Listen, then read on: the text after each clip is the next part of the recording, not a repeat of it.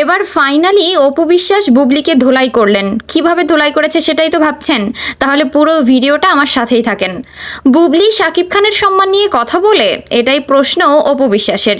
যখন সিনেমার প্রচারে গিয়ে অভিনেতা আফরান নিশোর শাকিব খানকে নিয়ে নেতিবাচক মন্তব্য করেন, তখন বুবলির মুখে শোনা গেল তার প্রশংসা, মানে আফরান নিশোর প্রশংসা।